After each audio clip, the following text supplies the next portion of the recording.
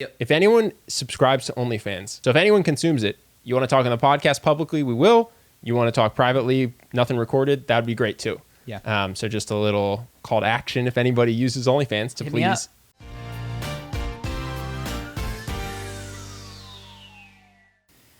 Welcome to episode 62, everybody. We got some hot ones for you today. First off, we had a very generous patron donated the entire episode today with a fantastic question, which is about the financial obligations of success.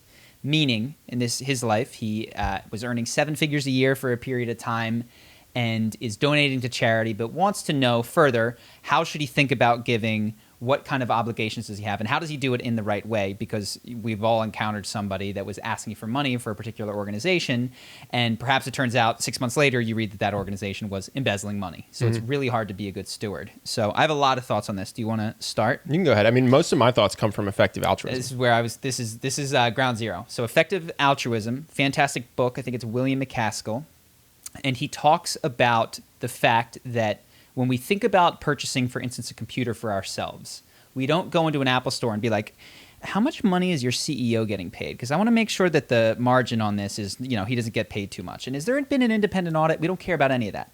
We care about the quality of the product, if it does what we want it to do.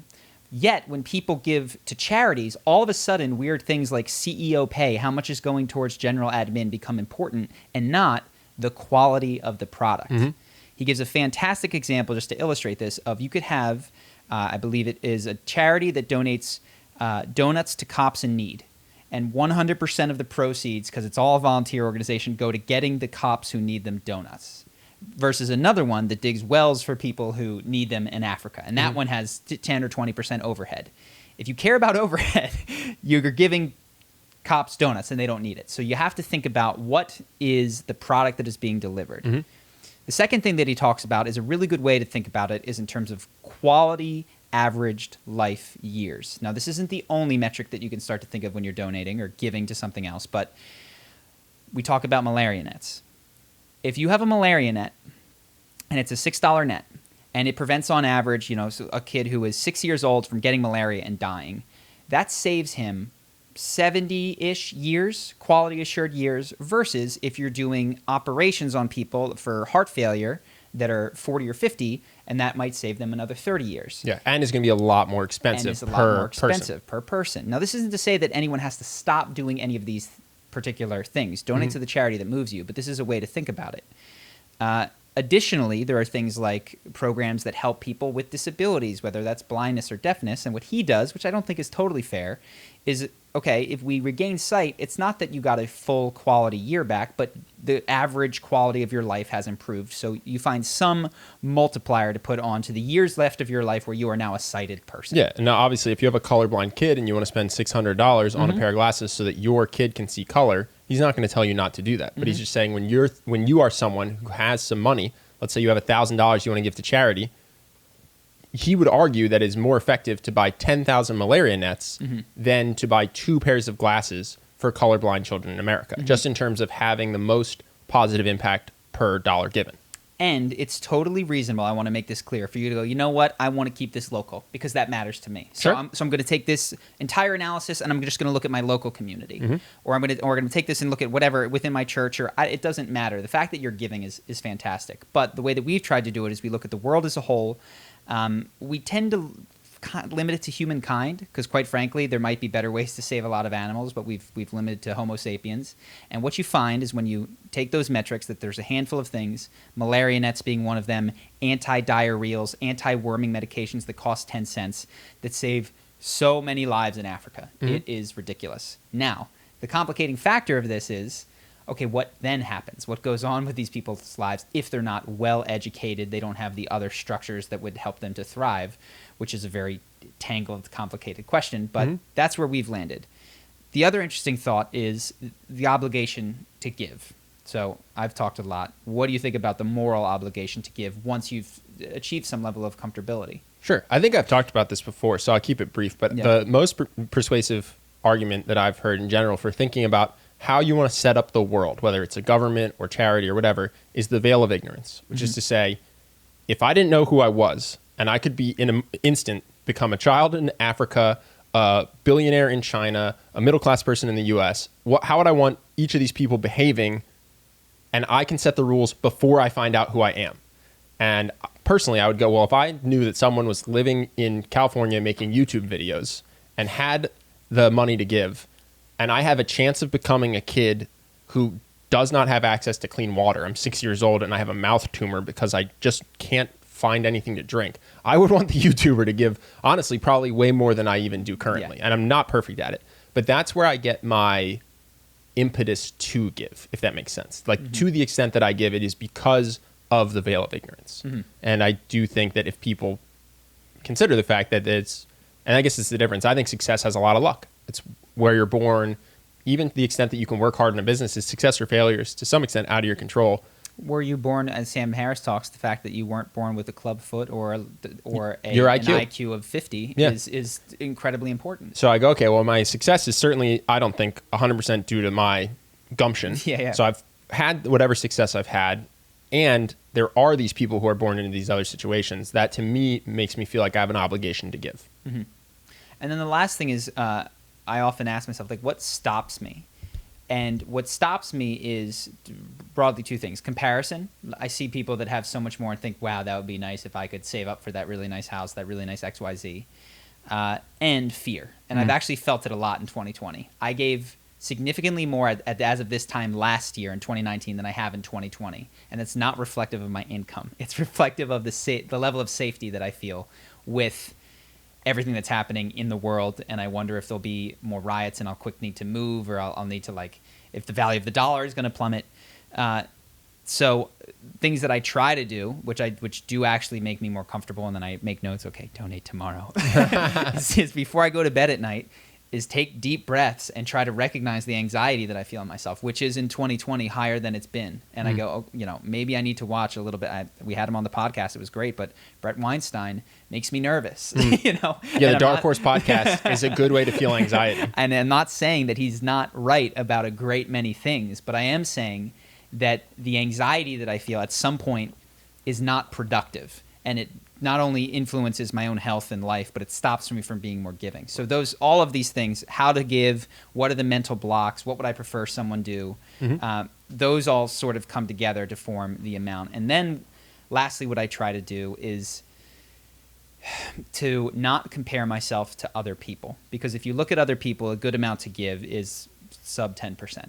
And if you look at churches, the exact amount to give is 10%. That's a tithing. And to me, and I'm not trying to be critical of anyone, even more of myself, there are so many people that have so much that make that amount a pittance and really a sad state of affairs when I reflect on the level of need that is out there and the level of affluence that exists so close to it. So I try not to compare myself and go, well, what did my friends give? Oh, that means I'm okay. I try to compare myself to, what did I do last year? Can I do a bit more? And I think you do the veil of ignorance to some extent. You say, what would I like everyone to give if they made what I made, right?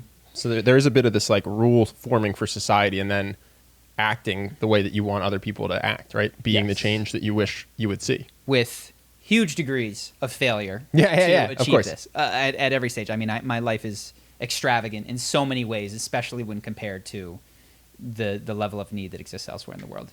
But those are the general thoughts. And again, thank you so much to our generous donors who made this possible. We right now are at 4. We are at 4 episodes a month, 1 a week. As long as that stays, and it might fluctuate because we do have some big donors that might dip, we will continue to do this. Doesn't mean that we can't still use the help from Patreon. So if you guys want to make sure that we can keep this up, please donate to Patreon. Every dollar, and I'm not kidding, is going to go to Justin up until $4,000 when he is full-time on this podcast. Yeah.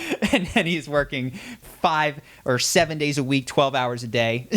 I think so. To the extent that we can get to 4,000, Justin will spend his time getting guests, making more meme thumbnails, working on the podcast to make it better. So that's our new goal, is to get Justin full-time on the podcast. So thank you again. Thank you. Didn't think we'd get here. It's really cool. And we could pause here. I think this podcast has a future. I didn't think that 5 months ago. Yeah, I actually want to say the reason you think that, thank you to all the people that comment. Yeah. Because the reason you think that is when people write in, they say, this is my favorite podcast. This is the highlight of my week. Us seeing that has made us want to put more work into producing these for you. So thanks to all those people who wrote that stuff. Yeah. It's been up until now, relative to our main channel, a smaller group, but in ways much more enthusiastic, which I've gone, okay, maybe we just haven't cracked the code to scale at this point, but it seems like what we're doing, at least with this niche, is working. So thanks, guys. Next topic, Ben Shapiro.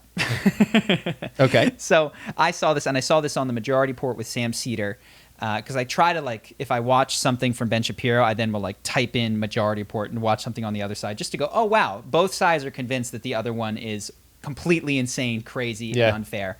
But there's these common questions that come up in each of their Q&As, and it's, how do I convince my Democrat/Republican friend that this thing that my side believes? And then Ben Shapiro or Sam Cedar or somebody answers that question. And it strikes me as such a weird question to ask, which is like, if you don't know how to convince someone to believe this thing, why do you believe it? Yeah. like why would you be asking for tools to build a building that you don't even know ought to exist? Yeah. It's so strange. And I saw it on both sides. It was crazy. No, I have nothing to say. I mean, that is the tragedy of our time, is the fact that people hold beliefs and they are not sure how to persuade other people because those beliefs were not built on solid logic. Yeah.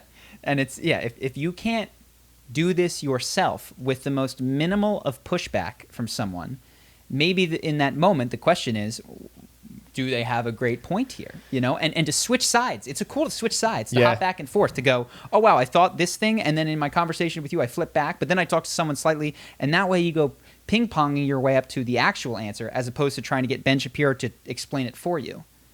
No, it's the tragedy of our time is that people hold these beliefs so strongly without being able to tell you why they're correct. Yeah. So I saw it on both sides. It was funny. There's very common things. The other thing that I saw is they often react and respond to one another.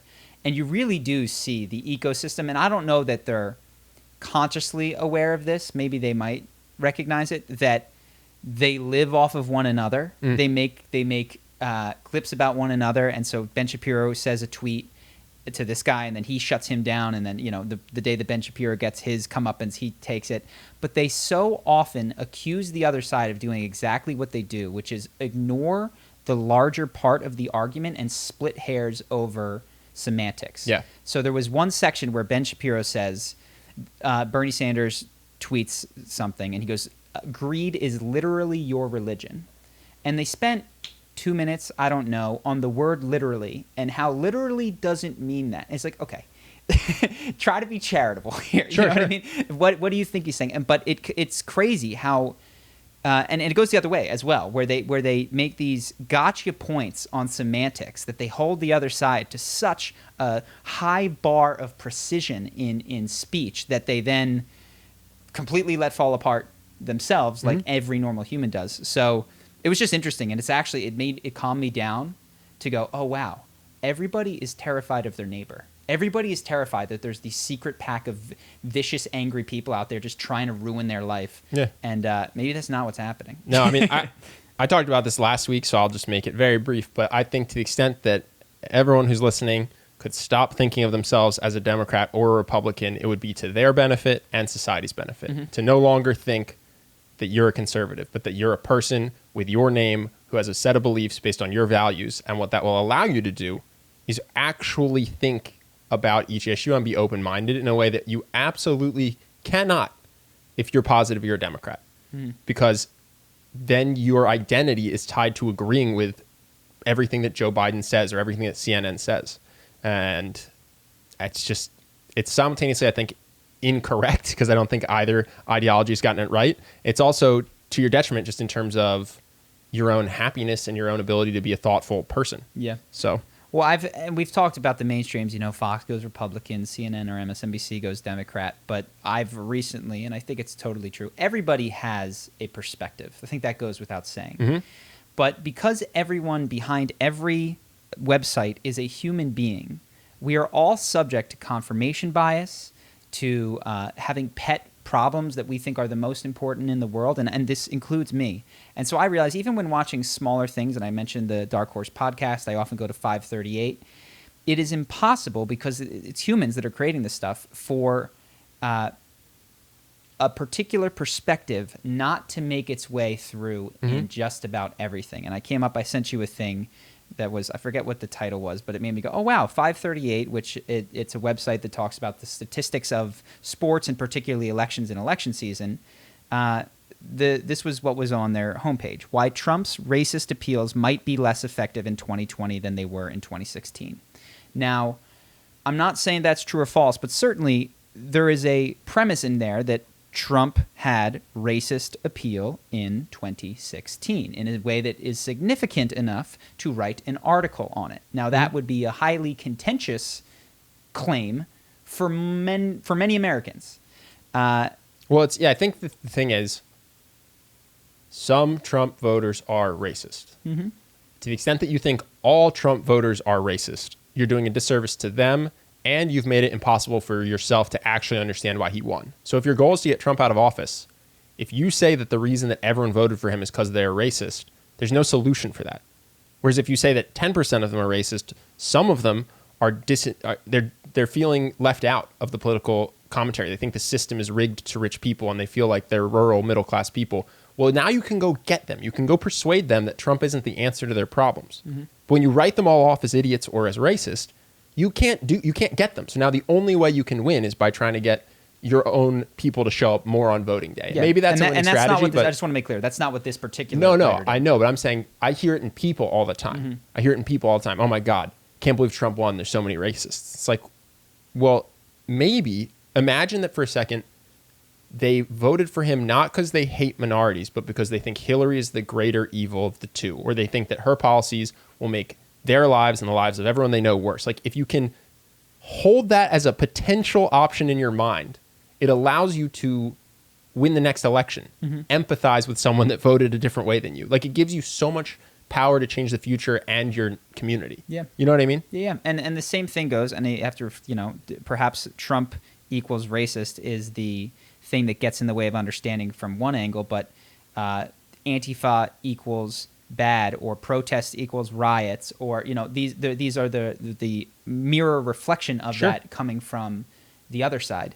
But with regards to this particular thing, it highlighted in the first paragraph how he talked about the caravan coming and how that was racist, and it's like, I don't mean to split hairs here. I suppose I am, but the caravan, like, they were also all not legal immigrants, in addition to being of different ethnicities and races. So the perspective that it's a racist thing to not want this caravan to come into America or to speak about it in a way that is negative is a premise that is snuck and baked into the coverage, the entire coverage of it. So I go, oh my goodness, and I think this is true.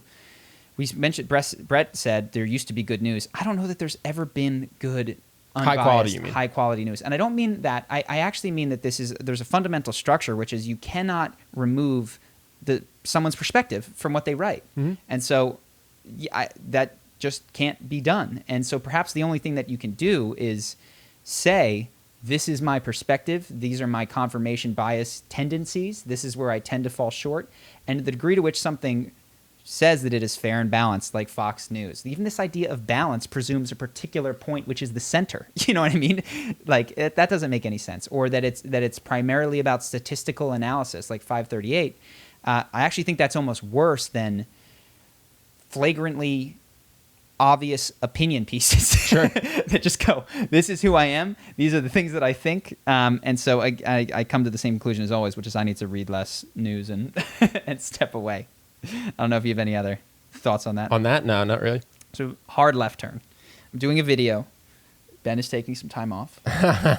My second video out is going to be on OnlyFans. And this is because it arose out of a thing that you and I have tried to do, which is when we don't understand something. And for us, it was, why are people voting for Donald Trump? Why is PewDiePie popular? Why is Justin Bieber popular? And what we were talking about was, how come people are paying for OnlyFans in this age of the internet, when pictures and videos of sex and naked women are everywhere for free? Yeah. This is a misunderstanding of what OnlyFans is, but the question was, why are people paying for porn when they can get it for free? Yes. And the answer is, they aren't paying for porn. Mm-hmm. And a couple of times we said we had the dumb knee-jerk reaction, which is these guys are dumb, you know, like and any time that there's a social wave, it always takes me a minute to actually go, oh damn, I did it again. Yeah. Where I'm writing a large and growing group of people off as dumb, underinformed, etc. It always turns out that I have something to learn. Yeah. We don't understand fully the psychology of an OnlyFans person or subscriber. Yes. And we're working on it. Yes. So the video is going to be on the psychology of the OnlyFans subscribers. Yeah. What some call simps. I don't know if we're going to include simp in the title. But I don't know if it's worth talking about my initial findings, which are very tenuous at this point, or if we should just wait till the video. It's up to you. Yeah. So it's certainly not just porn, which is to say that I don't mean that there's additionally personal trainers on OnlyFans, which there are. You are paying for a degree of connection that is, for instance, well, there's two main categories I see. One, they've nailed the gamification and the tricks that social media use to get you to open stuff. So, for instance, once you join someone's OnlyFans, which is a site, for those of you who don't know, where you subscribe for $5 to X amount of dollars per month to get free content, not content. At that point, it comes to you from this person. Often it's a woman. Often they are lewd or nude photos. So you get that, and then there's all these upsells. But the upsells come in the form of oftentimes like a Snapchat, which is to say, hey, I have this sexy video waiting for you. It's $10 to see what it is. I think you'll like it. And the fact that it's behind this paywall, and you're like, but what could it be? Yeah. If you've ever had that Snapchat that somebody sends you a video, and normally you would wait longer, but you can't because you got to see it, they exploit the hell out of that. Right. And as soon as you click, your credit card is banged. Yes. As soon as you click, it's hit. So they've got fantastic gamification in some of these live chat rooms. They have literal Keno games from Vegas, which is like there's these number boards and you donate a certain amount of money to try to hit a number. And if you get that number, the girl on camera, it's usually a girl, will do something. She will take her top off or something. But there's this Vegas vibe to so much of it, which is driving a ton of it. And I even like I'm for research. I'm going in and checking it out, and I felt that like, what's it gonna be? Like you're like at the roulette table, you're rooting for this guy to get it. So they're combining. So whereas porn is just to look at what's happening, they've combined elements of direct response email marketing and casino addiction, dopamine dump type psychology. Porn is 1-to-1. This is variable schedule rewarding. Yeah. Which do you want to talk about the rat study? Go ahead. I mean, yeah, so it's basically, I think it was rats, but basically they did this study, this is true of humans as well apparently, that if a mouse or a rat pushes a button, a treat comes out. Every time they push the button, a treat comes out. They will push the button until they're full, and then they'll walk away. I think it was pigeons, actually, the Skinner box. Yeah. Okay. If sometimes when you push the button, food comes out, and sometimes when you push the button, it doesn't, they push the button forever, always trying to get the next hit. And when they miss, they keep going far past how much they would want to consume if it were just a mechanism to release food every time. And far past, like, they'll just quit if it's one. Like, if, for instance, if you go to a Pornhub and you're used to, I click a video, it comes, I click a video, it comes up, I click a video, it comes up, and you go one day and it just doesn't come up, you're like, oh, it's broken, I'm done. Versus if you're playing this game in this live chat and you donate and you don't get it, you're like, oh, gotta go again. Yeah. So you'll give a lot more money. So there's this crazy psychological limbic hacking that's going on that is, in my opinion, unethical as it is in other casinos. A great way to think about it is like whatever your odds are on roulette, right? It's like 90 cents on the dollar. If the way you played roulette was you just gave someone $1 and they gave you 90 cents back, you'd never play. But it's because they take it, and then they give you $5. And then they take it. You know what's weird is casinos money to money with a game in between. But there's actually no money coming back. So you can even make the argument that this is more ethical because it's like, well, what you got was the rush and then a flash, you know? Yeah. So they've got that element. But there's also this fake personalization going on, which is these women have thousands, if not tens of thousands of fans, but they will speak, old email trick, in second person. Hey, I know you're going to like this. I made this just for you. And then that video goes out to so many people. Well, and they can auto-populate. When you sign up, you give your name. So a text can have your name. Yes. An email can have your name. You say, hey, Charlie. And if you pay more money, they'll say your name, do the particular thing that you want. But what's interesting, and I did one interview so far, is that things that are important I love how deep you're going. You interviewed an OnlyFans subscriber or an OnlyFans woman who makes content. Who makes content. Should do a couple more. But a couple of things she said, consistency is critical. Like if you don't provide a place for them to go within the live camming or like consistent photos, people drop off immediately.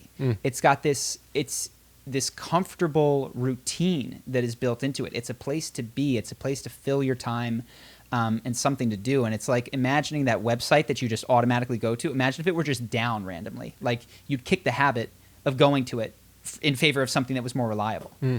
So there's this consistency element. There's also the tier 3 subs, or what they call, or like the highest level, depending on how stratospheric the personality is, will often have access to this person, such that they'll do phone calls, text messages directly with them. And you're paying for a connection, for what is part friend, part girlfriend, part therapist. And it's not always naked, which is the interesting thing. This is completely not offered on Pornhub, which is that human connection. And it got me thinking how my first thought was, oh, that's so sad, that people are paying for this human connection. And then I realized, I was like, wait a second, like I used to get my friends to pick me up at the airport, and now I get an Uber to pick me up at the airport. And like I used to get, used to have to be your girlfriend that gave you a massage, and now I get it from Soothe or down the street. And it just made me realize, like, wow, I've been outsourcing human connection for years and years and years. I've been transacting things that traditionally had to be done by someone that cared about you. And this actually isn't a great leap forward in any meaningful way. It's just the next step. I'll steel man the people that are doing it as well. Other human connection isn't costless either. Yeah. So this is $1 for human connection, but the other human connection comes at some cost as well, 100%. So I continue. Do you want to elaborate? No, I'm just saying, I really don't want to elaborate, actually. Well, I'll let you elaborate. Well, because this is exactly what my next thought was like, well, why don't I want to? Well, I don't want my friend to pick me up, because then I have to pick him up at the airport, like I don't, and if my girlfriend gives me an hour massage, well, at some point I have to do something nice for her. And it's almost like this Marxist idea of everything has been boiled down into the dollar cost, such that I've purposefully chosen to, and I often will say, like, this is an argument that I got into. So someone that I'm dating made me food, and I didn't say thank you quickly enough when I was doing work, when she came to bring it to me, and I was doing work. I was like, hey, kept working for probably 5-10 minutes and didn't say thank you. And that precipitated a fight. And what I said, and I meant it at the time, I was like, honestly, I wish I'd just ordered, because I could have just given them a tip and moved on, and this has proven to be more difficult than that. Sure, it was more expensive. It was because more it cost an hour of your time instead of a $5 delivery fee. Yes. And she didn't like that at all. But I see now, I don't want to say the error of my ways, but how that is a short-sighted thing. I actually think that there's something that cannot be boiled down to commoditizing, and I think that there is value, and I don't know how I'm going to introduce this back into my life, towards in exchanges that are not purely even transaction, which with like regards picking to your friend up at the airport. Picking your friend up at the airport. You think you now have rediscovered that you think that's a valuable thing to do. I am peeking into that thing such that I might consider, like my parents come here all the time, and I'm like, get an Uber. And they're like, no, come here. I was like, Mom, I love you. Get an Uber. Yeah. I'll see you when you get Interesting. here. What made you think this? Because for a long time you have had the sense of like, Charlie go to the airport, I will pay for me. I will Uber. Yes. Ben, when you go to the airport, you Uber. Yes. That's the world I want to live in. Everyone take care of themselves. Yes. Well, so what has precipitated the switch? Well, it's two things. One, I did MDMA.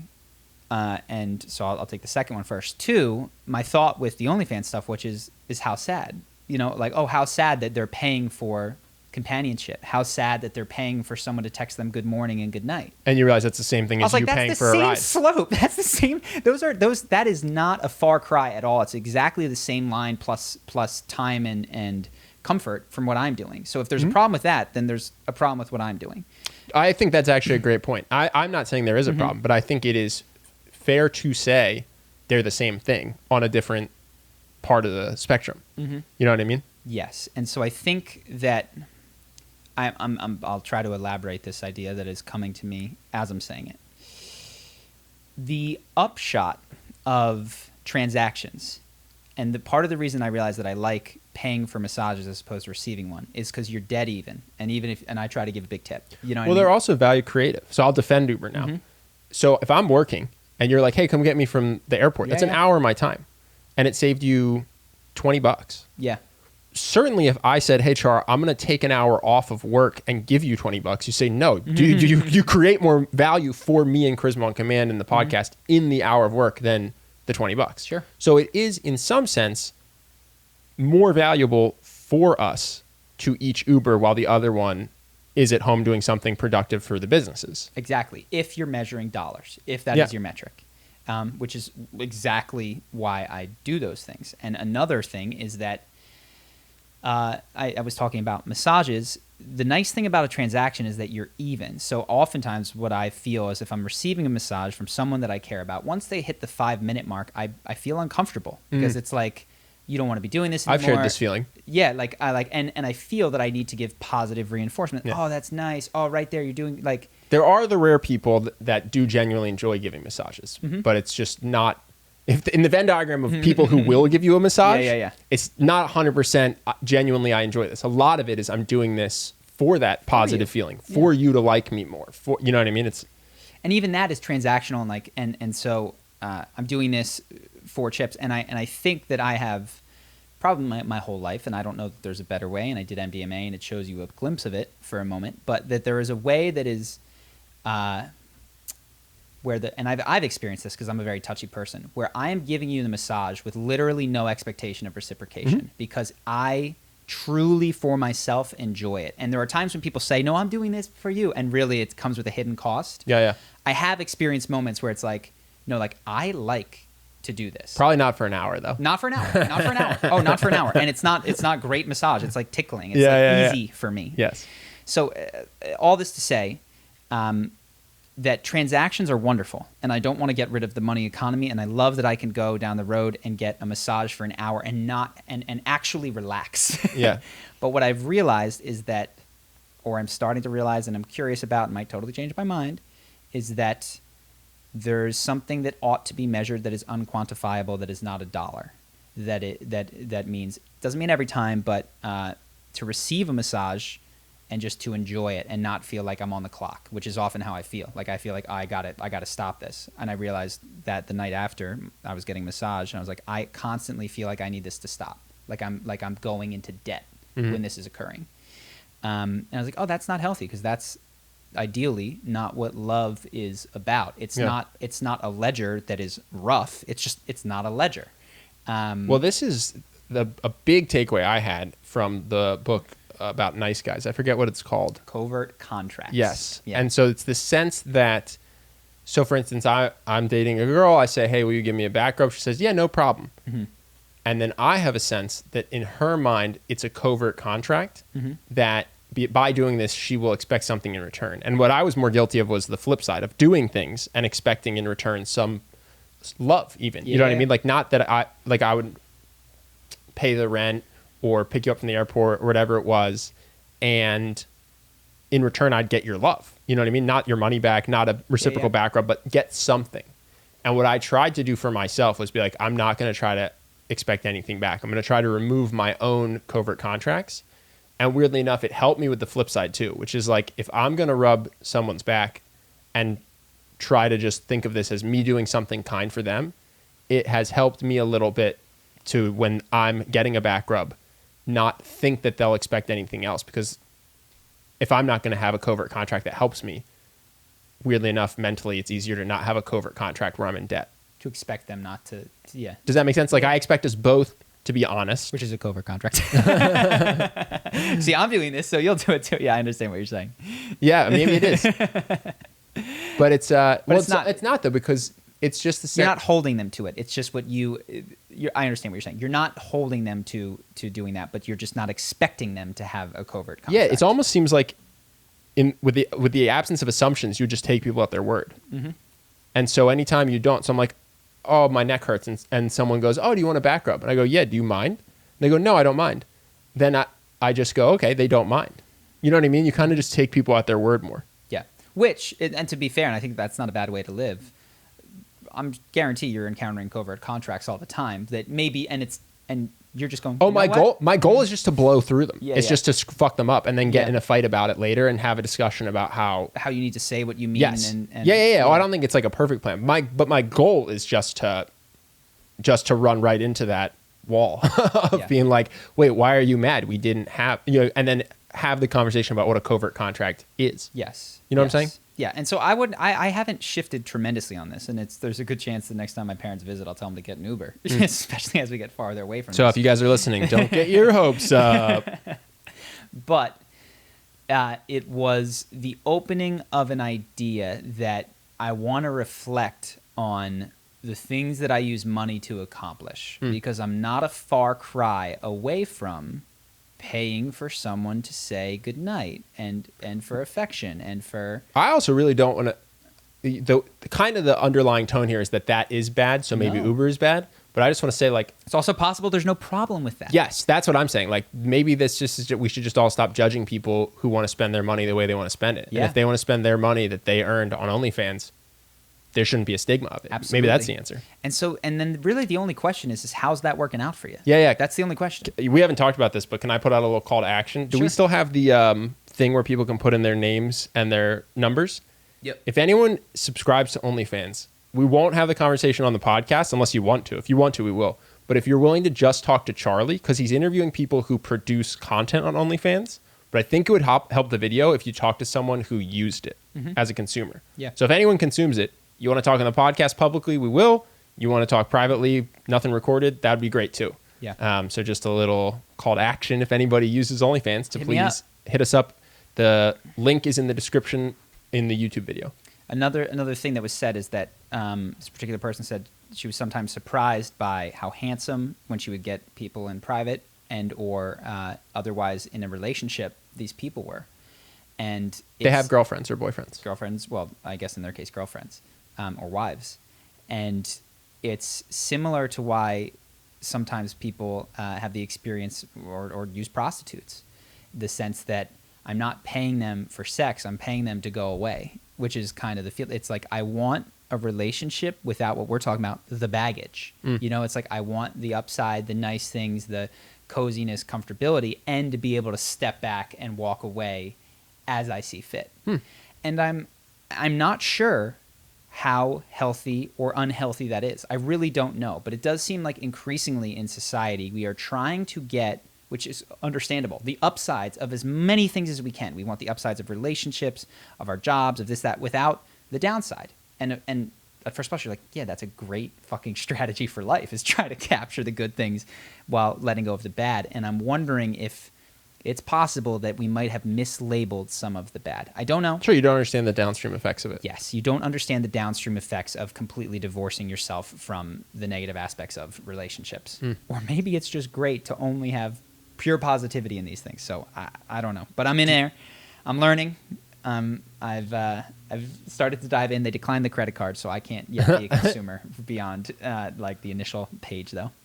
Do you want to do a hard pivot? Do you have more on OnlyFans? Nah, go for it. Speaking of downstream effects that we don't understand at all, this is nothing to do with politics, but I thought it was cool. It's science. In Florida, Mosquito Control Agency has approved the release of 750 million genetically engineered mosquitoes. And basically what happens is when they reproduce, the female mosquitoes are infertile. And so the idea is that they'll come in, steal all the mates, because mosquitoes have a very short lifespan. Oh. They'll come in, steal all the mates, get a mosquito pregnant. If she has a guy, whatever, I guess male mosquitoes don't bite. If she has a female, it can't get pregnant. And basically the population will just disintegrate because all these genetically modified mosquitoes come in and steal the women from the regular mosquitoes. Interesting. And they have no idea what this is going to do to the Florida ecosystem, by the way, because mosquitoes might be the food of a lot to animals. Are definitely the food. Yeah, it's not like they exist independent of the food chain. And so they're not going to get rid of them, but they think they're going to, I'm making this up, cut mosquitoes in half in this area of the Florida Keys. And some people are stoked because I hate mosquitoes. So if I heard this, I'd just be like, hooray. And other people are going, this could destroy the Florida Keys. Like, we have no idea what this will do in not even 10 years. 1 year of having half as many mosquitoes might lead to half as many birds and half as many frogs, and therefore half as many things, and it could just be a disaster, and they have no idea. But they're doing it anyway. Well, I think they had to drain, when they were digging the Panama Canal, I believe, they had to drain a lot of the swamps to get the mosquitoes to go. And I don't know what the downstream effects were. But what's interesting is that I don't think it's either good or bad to reshape the earth for our humans' interests. Like, I think that you could point to examples where you go, you know what, at least as far as humans were concerned, that was just net positive 100 years later. Sure. And good move. And there's other cases where it's like, oh, you know, the bees are gone, and now the entire ecosystem collapses from our perspective. But this is, I guess, the difficulty of technology, is that you can't just be purely like, oh no, like, that's unnatural, don't do it, because the advent of agriculture, the advent of farming, completely unnatural, totally ridiculous that these things would grow. What you're supposed to do is just starve to death in winter. Yes. You're supposed to die in childbirth. Like, you're not supposed to make it out. So I don't know. I don't have a totally positive or negative reaction to that. No, my biggest takeaway was I was shocked they got it greenlit, because the scientists, I would assume, at least have a hypothesis, or they go, no, this will be fine. And from what I read, at least, they just went, yeah, we have no idea. Yeah, that's... But to be clear... That's why they call it an experiment. We're the Mosquito Control Center. That was like the organization that did it. So it's like, we're not the U.S. ecosystem police. We're the mosquito. Our job is to control mosquitoes. We figured it out. We have 750 million genetically engineered mosquitoes. Wow. Can we release them? And the government in Florida went, yeah, go for it. Interesting. Yeah. Interesting. Yeah, let's see how that plays out. I'm stoked. As someone who hates mosquitoes, I say roll the dice. See what happens. That makes sense. So another hard tangent right here. YouTube, future of YouTube. So there's been many videos about the trending page in the past and how they work. And apparently there was this legislation introduced in Australia. I haven't dotted my T's and crossed my I's. This is just one YouTube video that I watched from Economics Explained that said that there was this submission from the media companies that they get privileged access to the algorithm of YouTube, how it works. To be clear, they already have privileged access to the homepage. There's a section that you can see if you go to the YouTube homepage that is news. They will have far fewer views, and it's only things like in the U.S. Fox News, CNBC, MSN, but it's not going to include Phil DeFranco or any of those people. And it has nothing to do with their track record of reporting accuracy of mistakes and blunders made, but are these mainstream established things. And everybody's signing petitions, and I held off on signing the petition because I was like, I really don't understand this, and I don't want to sign anything that I don't deeply understand. But my reaction, if this is true, is... How do I get the algorithm? Well, no. How do I be MSNBC? So sorry, the big guys are going to have a huge advantage. How do I be a big guy? Yeah, well, it's just... It's Peaky Blinders that has a line, big eats small, man. And it's this is what I felt with Hong Kong. It's like Hong Kongers want a huge thing. It's like, you're done. It's over. China wants Hong Kong. This goes one way. I don't mean to besmirch or demean anybody who is out there protesting, but there is no way you resist China. Tibet can't do it. The U.S. can barely do it. Like, big eats small. And well, you can get yourself. You can buy time. Sure. Right. You could buy a few years, and they did. They did. In 2014, I believe they won a huge thing with the extradition laws, and here we are in 2020, and it's like, well, hope you enjoyed the last 5-6 years, because we're back to where we were and then further. But it's just the same thing, which is like, of course big eats small. Of course these entrenched powers are going to come in and just go, you know what? Playing fair is not working out for us. So we don't want to do it anymore. Yeah, we're done. And we are, and I'm sure they truly believe it. I'm sure they believe, they look at YouTubers and think that they don't deserve to be as successful as they are, given that these hallowed news institutions are reporting what's real and what's important. But my impression of where YouTube is headed, it's certainly past the customer acquisition phase, and we talked about this. It is now entered in pretty solidly into the monetization phase, where it's a profitable organization seeking more profits, and expect more of this. And if this particular thing goes down, that's big will eat small, and maybe big will be Uber or it will be Tesla, but big eats small until the new completely disruptive technology emerges. That's the one thing. So we were texting about this, and you were saying like they've gone from the growth customer acquisition phase to the profit phase. I think at some point when you do that too much, it gives someone else an opportunity they didn't have before, which is to be the customer acquisition person. Yep. So if YouTube kept their focus on customer acquisition and let their profit margin be 10% instead of 20%, no one could be able to stop them, because you can't beat the biggest guy at customer acquisition when that's their goal. But when they go, you know what? It's hard to get twice as many people on YouTube. Also, it's actually impossible.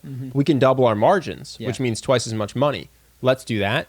That opens the door for the next person to go, all I'm going to focus on is user experience. And I will eat your lunch over the long term because I will focus on being good to them. Yes. And then that new company will focus on monetization and another person will come. So yeah, I do think it's not the end of the world. It just might be, honestly, weirdly enough, the most profitable year YouTube has might be a signal that their end is coming in 10 years. Well, certainly if it's the most profitable year, right? Like as they peak. Sure. That's fair. I guess not most, but like in the last several years. Yeah, if you look back and you go, we had the backwards. highest margin year we've ever had. Yeah. Someone at YouTube should probably go, this might be in trouble. Yep. Yeah, and that's why I think it's a natural. I mean, I feel it to a degree within our own small organization of Charisma on Command, which is we found a type of video that worked. And instead of innovating and being super creative, we're like, all right, let's make more videos on confidence. You know what I mean? Let's do a bunch of videos. Now we're doing on confidence. OnlyFans. and then that you ride that peak for a while, but it's ultimately innovation that drives it. So within any organization, which is what we're trying to do, you need that fresh entrepreneurial spirit of like, no, let's get back to exciting experimental basics. So yeah, that's where the OnlyFans video comes in. Do you have anything you want to add or new topics? I mean, nothing that's like super topical. Do you have anything else? I guess there's one thing I had. Yeah. I just see this a lot.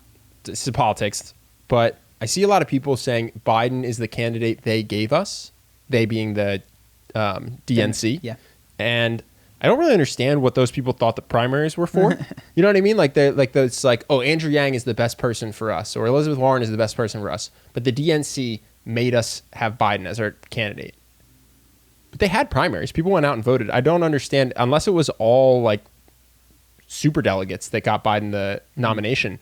Didn't the American people just not come out and support Andrew Yang, not come out and support Elizabeth Warren? To a strong degree, that's true. I don't understand people who... I feel like there's just this sweet justice boner that comes with blaming the monolith, blaming the power structure. I think Andrew Yang had like 2% of the votes, though, right? So I guess I'm confused when I see people say that they gave us Biden, because it seems like unless they is the Democratic primary voters, it's not true. Yeah, well, I think the first thing is that your feedback is coming, I'm sure, from internet comments, which are going to be younger people that disproportionately support people like Bernie Sanders and Andrew Yang. No, but even Brett Weinstein, who's like super, I think he's like a genius, right?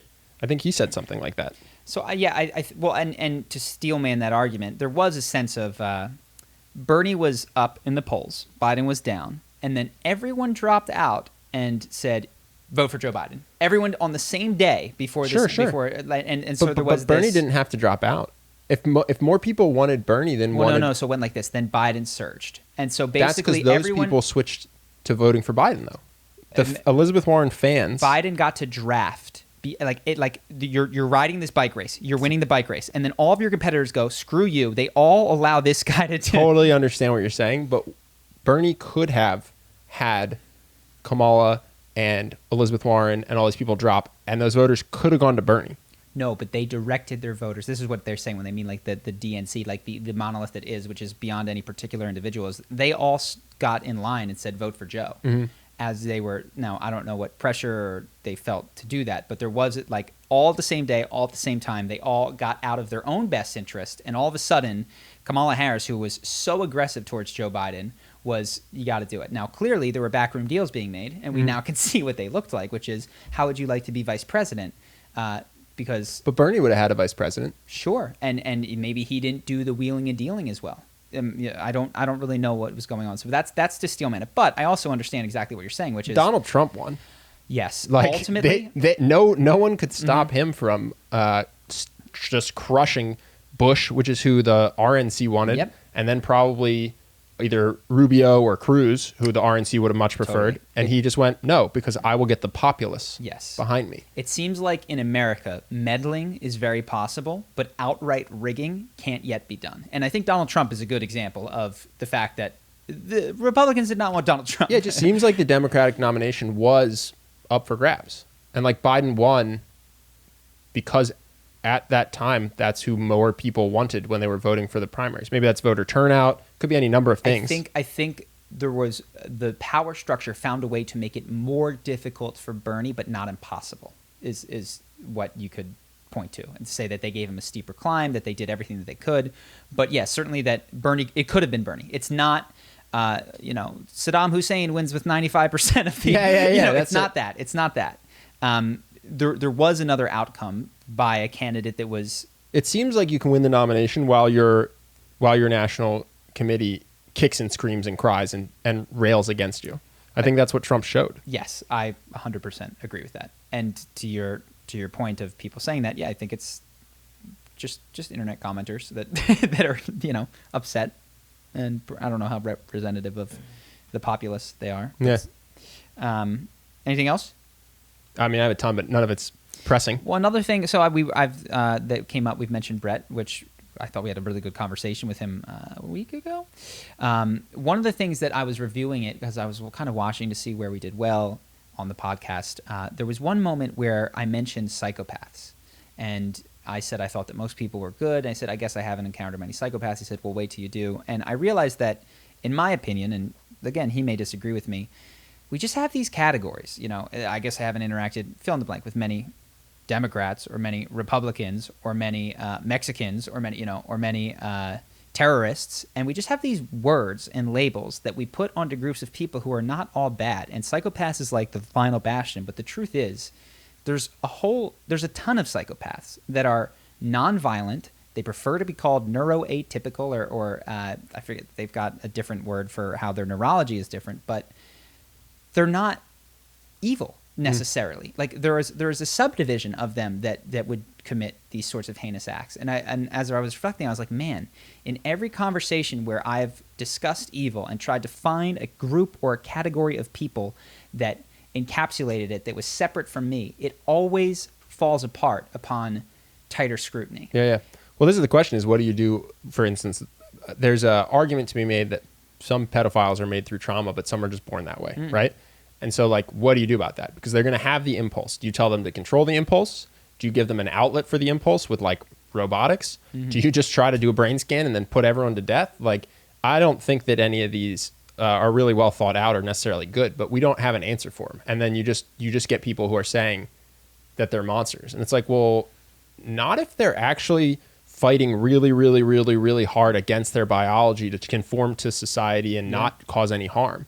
And every day is a struggle, but they do it. And then they, on their deathbed, they've never hurt anyone. They've never caused trauma. They've never touched anyone under 18 just by having the desire. It's like, that's not a bad person. Yeah. It's just a person born with a different brain. And now, obviously, if they do cause harm, then they are bad. But it's, even that group, which I think is the most demonized, there's a lot of people that are born that way and then spend their whole life fighting to not act on it. Yeah, and I'm sure that it exists on a spectrum. So some people have urges that are stronger and some people that have urges that are weaker. But pedophile, I agree with you, I don't know that you could have a more maligned group that had such a visceral reaction from such a wide array of people. Like serial killers. Yeah, serial killers, even pedophiles, I think, strike a nerve that runs deeper. But both of the possible explanations that you give is just like, well, like you said, you're born this way or something happens that makes it hard. Let's pretend that there's free will for a moment and you can choose, but it's like that's such a unfortunate hand to be dealt, to have to struggle against that for your entire sexual existence. I think sometimes they even get chemical castrations just to kill their sex drive. They just go, I don't know how to fight this. Wow. It's just a very difficult hand. And I guess for me, what I try to do, and I'm sure I'll be not perfect about it, at least on the podcast, is to just remember that, like, whatever group of people is the bad guys out there, whether that's, I remember we were talking about American Sniper with one of our buddies. Oh yeah. And I was like, don't you have, like, he had this many confirmed kills. I was like, yeah, but like, those are people, man. He's like, no, dude, those were bad guys. I was like, bad guys? Yeah. Like, no, like, they were bad guys. Like, I was like, they were all bad guys? Like, wait a second. And we were in Iraq, which was a separate, like, every one of those people was a terrorist. Seems like they were, like, in their hometown while this guy was on a roof that didn't belong to him No, they're in the military, which is to say, okay, maybe if that's maybe they weren't. Many were citizens. If that's the bad guy to you, then any time that a U.S. soldier has ever been killed, you have to say that that's the bad guy to them. And so now you have to forgive every single person that's ever killed a U.S. soldier, which I'm not saying we should do. I'm saying that's the outcome of that thought process. Yes. It's like, and this if it's the enemy, carte blanche to kill him. Yeah. And so my point was not that, I forget his name, something Kyle, I think, is a bad person, but it was that what we always come back to is that when you try to separate good and evil into groups of people, it doesn't work. But what it does work, and this was a fundamental disagreement on our podcast with Brett, it does work in yourself, kind of. And even the separation isn't real, to recognize that you have tendencies that go in both directions that exist in every person and all the time, and that where I think the highest leverage point of creating change in the world is first inward, second outward. Otherwise, you wind up going, well, they were bad guys. They were psychopaths, pedophiles, terrorists, etc. And we had to. So, like, that justifies the fact that we did whatever heinous thing we had to do to stop them. But yeah, that was my soapbox for that. Nice. Anything else? No. Did you see all the NBA games got canceled? The Lakers and Clippers are talking about boycotting the season. Yes. Are they still? I don't know. I haven't checked today. Last night, it was like in the works that they were just going to scuttle the playoffs, basically, unless the owners threw their weight around as billionaires and like tried to get legislative change. What do they want to change? I don't know. I think they're upset with how they think the Jacob Blake thing went down, and they think that it's not just that incident, but that this is the culminating moment of a lifetime of incidents, and that they're not going to play basketball unless their ownership goes out and tries to get legislative change of some kind. I'm unclear on what that change is, because I do sometimes see sometimes people talking about, like, we have to arrest the people that shot Breonna Taylor. We have to arrest the people that shot Jacob Blake. And depending on what news you believe or what the circumstances were, it's really hard to justify an arrest of these people. Like, the Breonna Taylor one, my impression is that some people think that they went to the address that was on the warrant. It was a no-knock warrant, so they didn't knock. They opened it, someone shot at them, and they returned fire. And that is absolutely tragic that somebody gave the warrant the wrong address. You know what I mean? But from the police officer's point of view, if that is the case, they went to an address that they were told, opened the door, and then got fired upon. By the way, the guy that did the firing is totally justified because people are breaking into his house. Yeah. But it could be a circumstance where you actually wouldn't necessarily tell anyone to do any differently in that instant. That contained instance of the police at the door. Maybe you need to be much stricter about where you give no-knock warrants. Maybe there should not be a no-knock warrant. It should be called a warrant where you cover all the exits, and you have to send 3 times as many police, cover all the windows and doors, and then knock. Yeah. And you just accept that means that the police are going to get fired on a lot more because you're basically giving a warning. I don't know. But I think there's ways you can legislate solutions around the circumstances. But that within the circumstance, maybe really if you understand everyone's point of view, you realize that he had to shoot at the cops because they broke into his house, and the cops had to return fire because they were told a drug dealer lived there, and then someone was shooting at them. And so it's like, well, do you want the billionaire owners to try to get these guys arrested? That might not even be something they can do given the current legal system and what actually happened. I would hate if it was the case that rich people could enter the judicial system and influence arrests. That would be a dystopian nightmare. Yeah. And what you could do is try to make more fair, reasonable, humane laws for future cases. But yeah, you definitely don't want somebody to be able to, because they have $1 billion, determine who gets arrested. This is an interesting, what I'm thinking right now is if you need to provide a solution when demanding change, or if there is just value to demanding change in and of itself. And I don't know the answer. Of course, everybody gets to do whatever they want to do, right? I'm glad that people can play or not play, speak or not speak. I think that's awesome. But personally, I go, because when I look at some of this, I think they are demanding a solution, which is to arrest the police that shot Breonna Taylor and arrest the police that shot Blake. Well, what I think, if you sat any of the individuals demanding that down, arrest for what? And force them to walk through, okay, and force them to step through, arrest for what? Do you realize that XYZ in this case, that, okay, so you want this guy, and they had to humanize the cop that was there. I think what everybody would probably agree to, and most people, I won't say everybody, is that you want an investigation that to try to see if there was racially motivated wrongdoings, which seems to be the big thing, because this is particularly with black people who are shot. I'm not seeing an uproar about white people being shot by police officers. So you want to determine if this is a racially motivated shooting and or wrongful death that shouldn't have happened.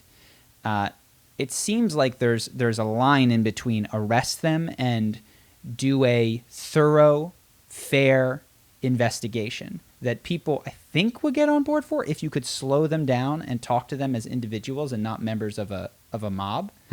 But maybe I'm wrong. I'm not sure.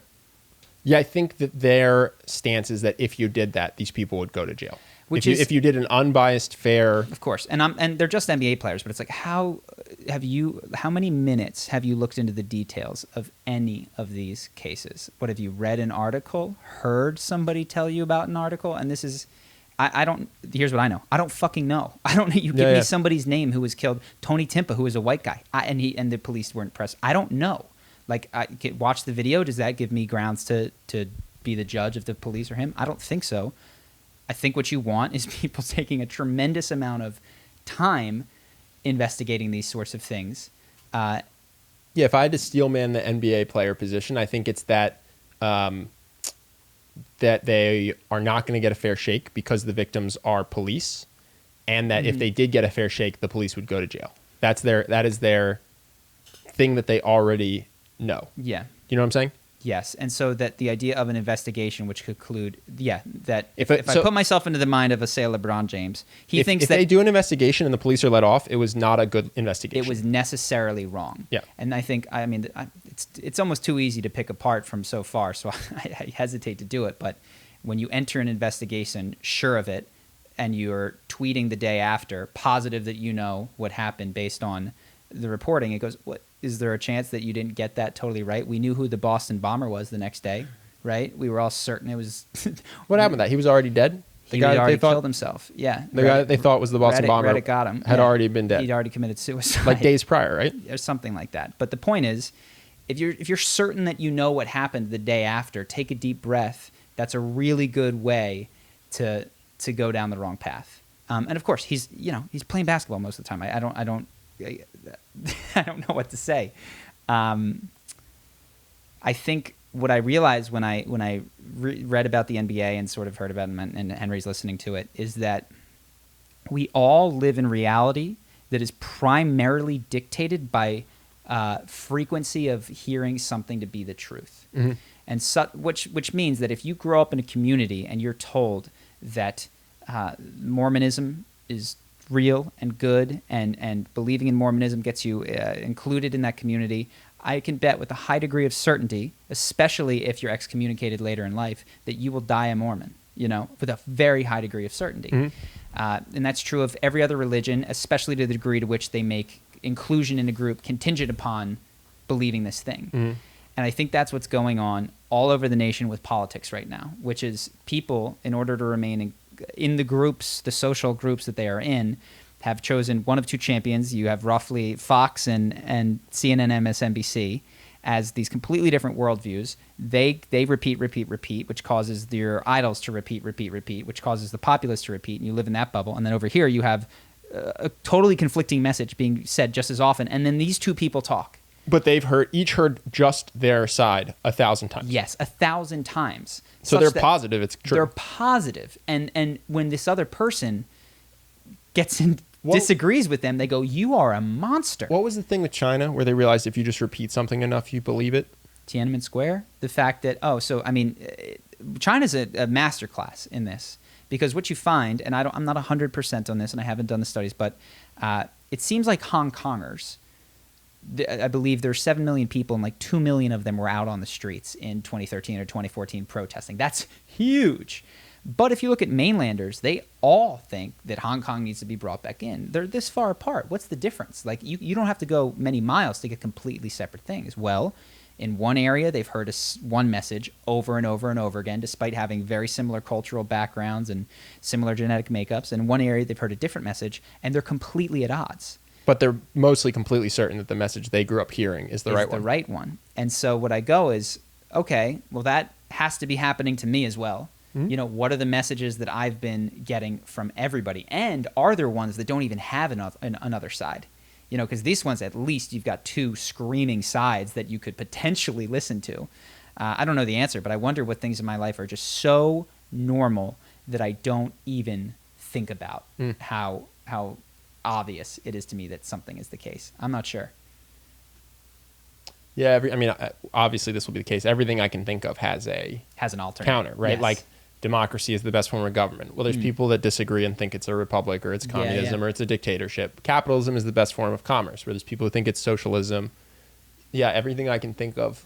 I mean, one of them, which for many people is that reality is real, that this is real. And Elon Musk comes in, and there's been other ones, with this completely alternate theory, which is it's less real than you thought it was. It's fascinating that some beliefs are so loosely held. Because I had believed that this was reality. And then I heard Elon Musk talk for 8 minutes about why it's a simulation. And I went, if I had to bet, gun to my head, I'd bet this is a simulation.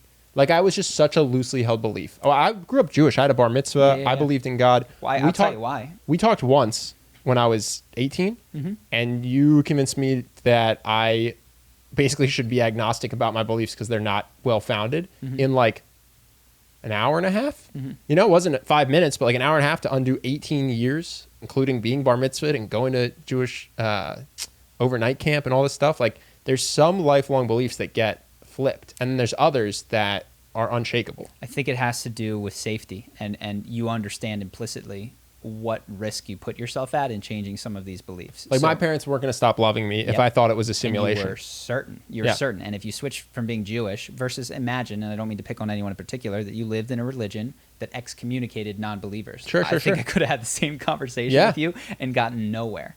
And so, a question is like, what do I haven't thought about this. What do I have to believe in order to continue to fit in with my friends and loved ones? Like, what things have to be true? Or where do you have, so like, for instance, if you're pro Second Amendment and you've grown up in a certain community, you might think that losing the Second Amendment is the beginning of tyrannical rule. It's the end of your freedom. It's the end of your autonomy, right? So even if it's not your community, like, there's great fear attached to the idea that they'll take your guns away, because it's not just the end of hunting. It's the end of not being part of a tyrant's government, right?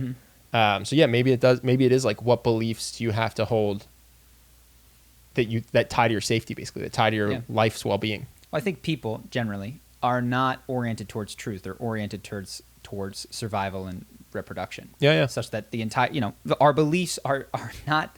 They don't stand above survival. They stand beneath it. Like, does this help me to survive? That's the only question. And I think and we pretend that we live in a world where truth is of paramount, and you get two people to come together and they don't care. It's two people who want to survive, which is, and if it's a zero-sum game and, we feel like it's me or you, truth be damned, neither party cares in that case. Interesting. So yeah, I mean, I've watched it, and the initial criticism of LeBron James, which when Daryl Morey came out and said free Hong Kong, and LeBron said, wow, how dare, I don't want to put words in his mouth, but he said, you had to think of our safety. How can you say that? And has said nothing about Hong Kong since, and now is being very vocal. That's the easy criticism to make of him. But when I step back and I go, he hasn't heard anyone say Hong Kong since. You know what I mean? Like, no one around him thinks that's important. So everyone around him thinks this is obviously true and obviously important. He's 100% sure that there are evil systems of racism out there, because that is what is frequent in his existence. And he isn't hearing that what's occurring in Hong Kong is terrible and needs to be stopped. And so he is using his platform in order to stop the bad thing that is so obviously bad. The more important thing in his existence. In his sphere of existence. And I go, you know what, that's so fucking human. That's so what I would do. And to a degree, I'm not gonna lie, when I heard that, I went, you hypocrite. But then I go, so am I. You know what I mean? Like, so I can't really get on a high horse when he is advocating for. No. I mean, especially his whole legacy is, I mean, again, it's all, if you believe in Buddhism and Taoism, it's ultimately incredibly unimportant. But he wants to be the greatest of all time. Yeah. He needs another ring. He does not have as much as Jordan. He's the favorite to win it this season. And he's saying, let's cancel the playoffs. And he's old for a basketball player. So, like, if nothing else, you have to give him the credit that he clearly believes this very strongly because he's making a financial and legacy sacrifice for it. No, I think I think it's not an easy call for him. He's giving up, I think, probably millions to tens of millions and the chance to be the greatest of all time. I think nearly everybody's heart is in the right place. And I guess that's what I'm saying. You can disagree. You can literally disagree with what he thinks about each case, or about boycotting, or about, you can disagree with any number of things. But like, it seems like he's willing to make a sacrifice for it. So I'll assume that he believes strongly that it's the right thing to do. Yeah. So one more thing that I had, we've talked about something similar to this. People in my life, I'll try to anonymize them. Planned a wedding to occur shortly after, within a couple months from now. With coronavirus still in the world, it's causing tremendous headache and strife. Who will be invited? Who can't come? People are saying that they can't come because of coronavirus. Oh, they're not going to do a virtual wedding? No, they're able to have people in this state, in a particular county of this particular state. Not a huge one, but and they want to. And they want to, because obviously this person is a woman, and this has been the culminating day of her life since she was very young, and she's been planning it and thinking it, and did not want to wait any further, and has a date that she needs to be pregnant with a child, and that. But not sure of all. My sister's wedding is going to be like 6 people, so it's not sure. It's not everybody. Like. I'll just. My sister's thing is she's just terrified of killing our grandparents. So she's actually saying that no one can come except for like me and my parents and his parents. Yeah, and people of course approach this differently, but to the degree to which we've talked about this, you want a big bash of a wedding. I would say almost certainly, if at least very highly correlated with sadness, difficulty. It's bad for your mental health. Struggle. And then I don't even know how good the day can be, because it cannot overcome all of the anguish that you put yourself through in order to make it match this Hollywood version of what the wedding was supposed to be. Yeah. It just can't possibly match what you thought it was going to be and make up for all the hardship that you did to get there, all the money and all the effort, and the concern with who's going to sit where and will this person feel left out.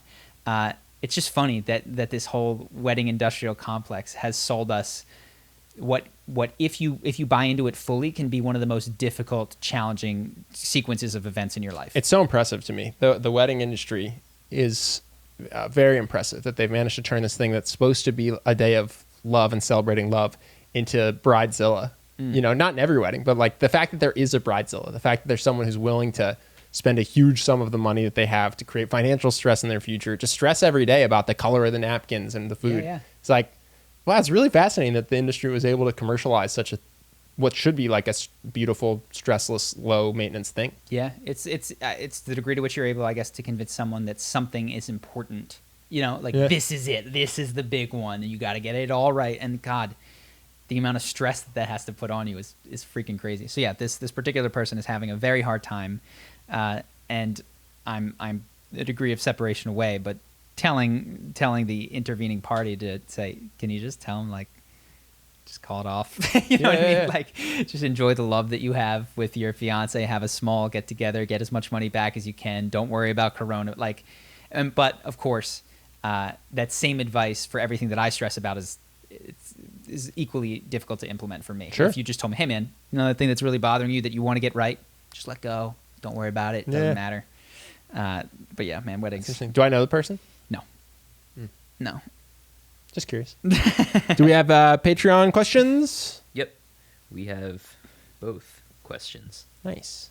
The first one that a lot of people have asked is, Ben looks tired. Is he sleeping enough? Yeah. No. We got that so many times. Yeah, people were asking. No. It's because of the Brett Weinstein interview. Yeah. People were joking that Brett was me because it was Charlie on one camera, and then you switched to Brett, who's older than me with gray hairs and bags under his eyes. No. Shit, that flew over. No. Someone else also said that you look tired in that video. And I looked really? Yeah, you look tired.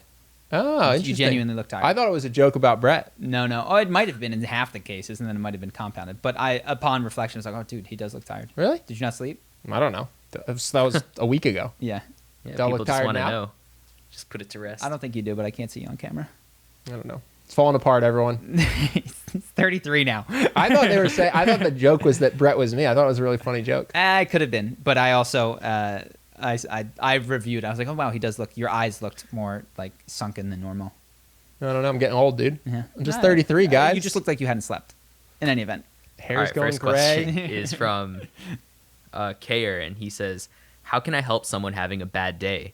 What are some good ways to comfort them, help them vent anger, or brainstorm actual solutions? And how do I recognize when to take each different approach? So when someone is having a bad day, Basically, yeah. How do you identify and how do you to know best help what the them, best and then- approach is? That's a good one. Do you have any initial thoughts?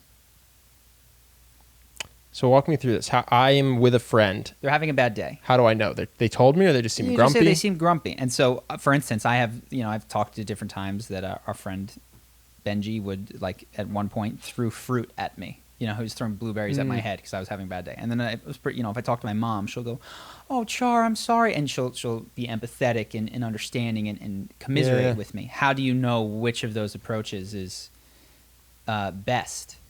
It's a good question. Yeah.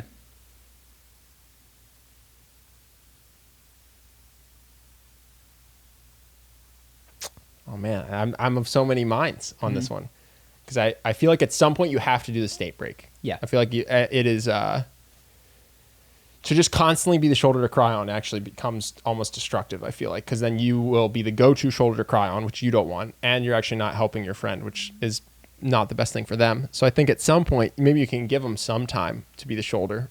At some point they need a blueberry to the head, though. Yeah. You know what I mean? Mm-hmm.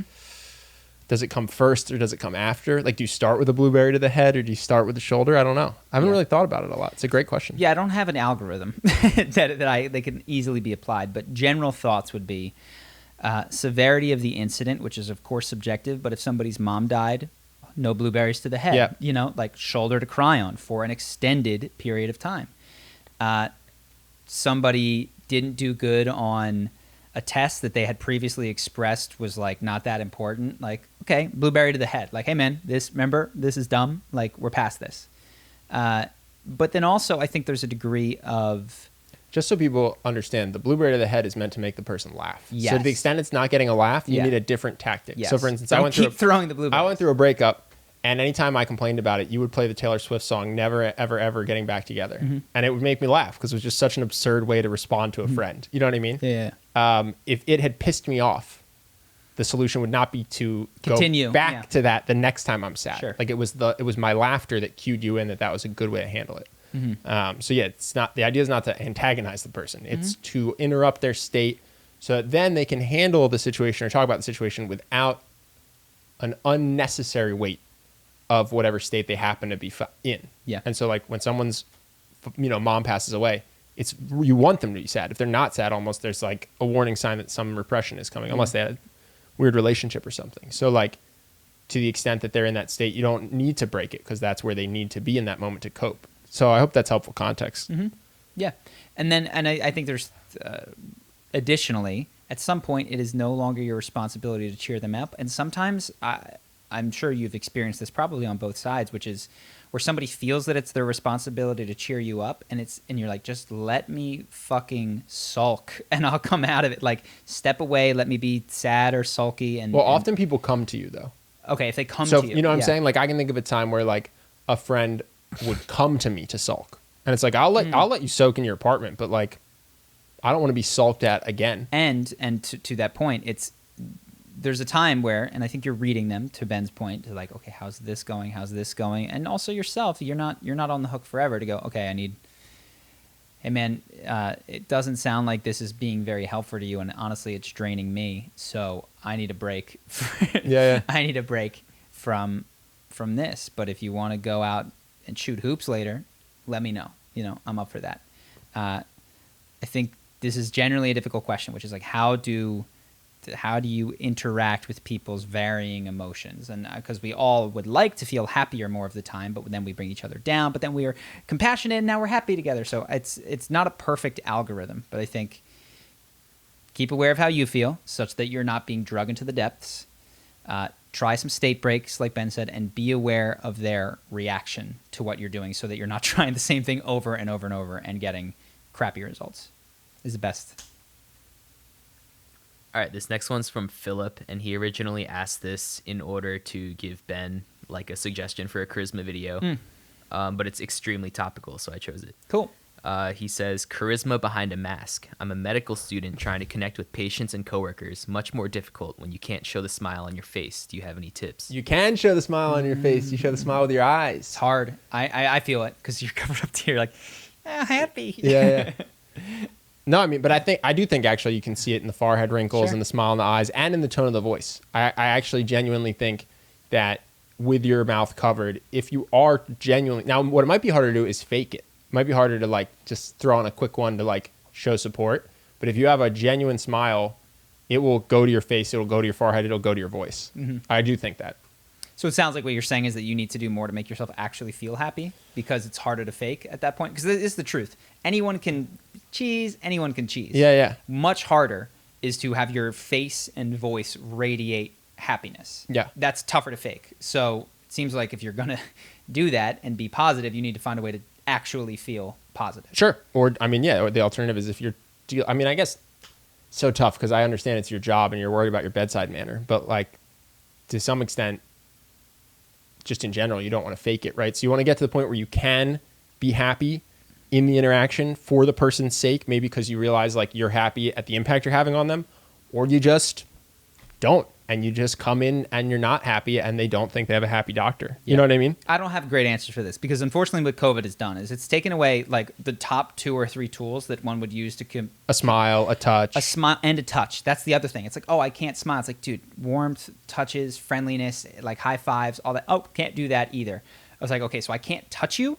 Really? You think you don't think a doctor can just throw on some so antibacterial and then give a little shoulder touch? If they can, a little shoulder thing, a high five. That's your next go-to after smiling. But what I've felt, at least out in public, when you can't do that, or you probably shouldn't be, is I feel like I have my tools of expression really taken away. I wouldn't be upset, though, if a doctor touched me. I would assume that their hands were sterile. I just don't know what the protocol is in the hospital. Yeah. It might not be an option. So yeah, eyes, touch if it's available to you, quality of your voice, and I think loudness, which is probably going to force you to do some state building exercises, jumping jacks in the bathroom or whatnot. Cool? Yep. Next one is, what are the best ways you've found to not say as many stupid things? A lot of times I find myself instinctively saying something unintentionally hurtful, and I'm trying so hard to be more careful about what I say. But if you have any more tips to stop saying everything that comes to mind, I would love your advice. This is like the 2% of people ask this question, because the most common question we get is from the other 98 who are like, I don't say what I think. I can't get it out. Yeah. Like this is the rare flip side of how do I filter myself a bit more. It's almost always how do I lower my filter is what we get. Well, they're saying they don't want to be accidentally hurtful, right? Mm-hmm. I wonder if the solution isn't to filter, but to learn how to like rewire your brain to think more positively. Yeah. Because in general, I'm a proponent of being unfiltered, and I think if the problem is when you are your unfiltered self, the words you say hurt the people around you. I would say that filtering yourself while thinking hurtful thoughts is probably not great for your relationships or your own happiness anyway. Because now you're just not saying it, but you are thinking these things. So I wonder if it's not better to try to build new habits in terms of the positivity of your thoughts. I might be reading too much into the question, but it sounds that these aren't necessarily like important expressions of things that would otherwise be resented, but instead a habit of what sounds like potentially joking in a manner that is sarcastic or hurtful. And I might be reading too deeply into this. Is that what it says, Justin? It doesn't say that. It doesn't say anything like that. But he says I make stupid comments and I say things that are hurtful. Well, it could also be saying that like, oh, that's stupid. Like it literally could be like you say, like let's say we're having the podcast and you're like, I think at the end of the day LeBron's this, and I'm like, that's stupid. That's just an unfiltered thought that could be hurtful to you. That's not a joke, right? Yep. But I think the thing is, if I work on my empathy for you, it's not a thought I have. You know what I mean? Or if I work on my ability to have respect for people, even when I disagree with them, then what I might say is like, oh, I don't think that thought, but I wouldn't say like, you're stupid. Mm-hmm. You know what I mean? Mm-hmm. So it would depend on what the comment is that's coming to mind, I guess. But I could imagine one where, the answer is to have more empathy for the other person or to disconnect them from what they're saying. It could also be to just watch some comedies so that you're in a good positive state. And if it's jokes, this is the easiest fix is you can start watching. Let me know if you have good examples of this. Positive punchline jokes. So I think Chris Pratt is a good example of someone who he plays the lovable goof and builds other people up through his comedy versus there's other people, I mean, who's got a more British comedy is often more biting and sarcastic. So if it is a comedy thing, just watch some Chris Pratt. Sure. Brooklyn Nine-Nine. Jake Yeah. Peralta is also a good one. I think Chris Hemsworth in interviews, sometimes he'll tease people, but he tends to be very positive and loving to people. He's a good one to learn from. Hugh Jackman almost always brings people up and is positive. So I think there's a lot of people you can try to learn from. And what Charlie's not saying that we believe in is generally the type of content you consume shapes how you interact with the world. So if you watch a lot of people who are dicks to each other because it's funny, that's the humor you'll have. So I don't know the show off the top of my head, but like you could pick a TV show where you laugh because they're dicks to each other. If you watch that every day for an hour a day, that will become more your type of humor. So if you cut that out and replace it with Jake Peralta, Chris Pratt, Hugh Jackman, Chris Hemsworth, then you're going to reprogram yourself to at least skew closer to them. You know, I think part of it's how you were raised, but I do think part of it's what you're consuming day to day. Cool. Any more? Yep, the last one is for you guys. I'm really interested in the Emotional Mastery course. I want to find more info, but I can only find the page that is linked from your YouTube videos, even if I search on Google. I can't find anything about the course. This lack of information seems somewhat scammy, but I also think you guys are trustworthy. Do you have any more info on the course or a reason why it's impossible to find it anywhere except the direct link in the video description? Where does Well, the actually, link they are finding the sales page. Are they? They're finding the sales page, or are they finding the cart? I think the sales page is saying the link sure? from YouTube. Yeah. Okay, so my hope is that the sales page, and maybe I just wrote it poorly, would be the information that one needed. I think what they're saying is if you Google emotional mastery, nothing comes up. To which I would say it's because we don't focus on SEO. We're not good marketers. Something we could do that we haven't done, we could pay people to be affiliate marketers to write fake reviews. And so that's why when you Google certain courses, the top 10 websites are all about their course. And you click and it's a review. And then it ends with a link to how to buy the course. Those are people pay for those. That's just not how we market. You know, like we've never tried to search engine optimize the sales page. Well, tell me, this would be super helpful. Is what do you feel like you need to know? Because I thought, I mean, I'm not great at these things, but I thought that I included as much as I could about the genesis of the course, what it is, what it covers, what's in the different modules on the sales page. But please let me know what more you feel like you need to know about the course. Or what would you need to see when you Googled it? Which is my impression of what's happening. Is this person's just Googling emotional mastery and nothing's coming up. It's Nothing's also possible, coming up on Justin, Reddit. we're not sending anybody. Are we sending them to the cart or to the sales page? I could check right now. Yeah, that's worth checking. Because if it's going to the cart, then I totally understand. It's like, oh, this is just a checkout. But the other page is several thousand words of my attempt to describe the course. I tried so hard. All right, we can pull it up real quick. That is a mistake. We were supposed to go to the sales page, which has a lot more information, and I wrote it myself. So you get from my own perspective what the course is about. If there is anything else that you feel like isn't on the sales page that you need to know in order to make an informed purchase, let me know because I want to include that on the sales page. And yeah, we send people the cart because I didn't tell Justin not to. Justin, is this a Patreon question or a YouTube question? This was a YouTube question, So or a Google form question. We will also put a link to it under this video. Yeah. And it will go to the sales page. That makes a lot of sense. Yeah, that's a reasonable question. Anyways, guys, thank you so much. Oh, is that it? Yeah, that's it, right? Last question? For YouTube questions. Is there any more for Patreon? We have Patreon. Cool. We'll hop into Patreon questions. If you guys want to see the Patreon questions, go ahead, join at any level of the Patreon community. We're going to do that. If you have suggestions, and I'll say this to the Patreons, for things we could do like book club, let us know. But it's the patrons that are keeping this thing going. We've got one a week. Thank you guys so much. Whether or not you've listened or paid or watched on YouTube, honestly, any sort of interaction is what keeps this thing going. So thank you again.